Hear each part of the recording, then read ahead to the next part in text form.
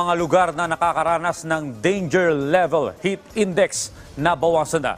Gayunman, nilinaw ng Pag-asa na patuloy pa rin ang mararanasang mainit na panahon. Si Rod Lagusad sa detalye.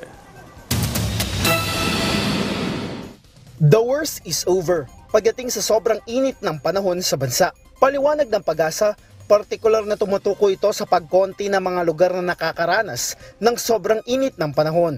Pero hindi ibig sabihin na hindi na makakaranas ng matataas na heat index. Ayon kay Annalisa Solis, Chief ng Climate Prediction and Monitoring Section ng Pag-asa, naabot na kasi ang maraming mga lugar na naapektuhan ng matataas na temperatura. Anya nitong Abril ay nakapagtala ng mga all-time high maximum daytime temperature. 9 na estasyon ng Pag-asa ang nakapagtala ng extreme temperature noong nakaraang buwan. At mula sa bilang na ito, 6 ang nakapagtala ng all-time high. But ngayong Mayo ay ang in terms of heat index naman na tinatawag natin, discomfort level, medyo nababawasan na yung mga lugar na mataas yung danger level. Kaya masasabi natin na in terms of geographical area, yes, nababawasan yung mga areas na mas matataas ang heat index at nakapagtala na tayo ng mga all-time high maximum daytime temperature.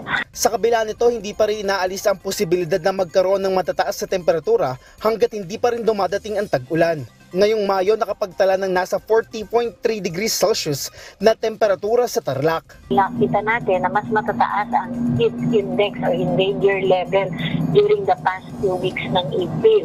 Pero kung ikukumpara natin during the past 2 weeks ng April, mas kukunti na ngayon yung mga areas na mayroong danger level. The worst that has come ay in terms of geographical area kasi nababawasan na yung mga areas na matataas ang heat index, matataas ang maximum daytime temperature dahil may mga local thunderstorm activities na. Gaya na lamang ng bahagi ng Cagayan na mula sa danger level heat index, bumaba ito sa extreme caution level.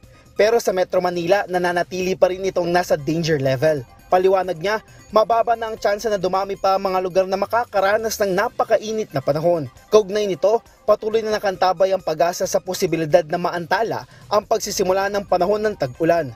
Ang kadalasang pagsisimula ng tag-ulan ay second half ng May hanggang first half ng June. Rod Lagusad, para sa Pambansang TV sa Bagong Pilipinas.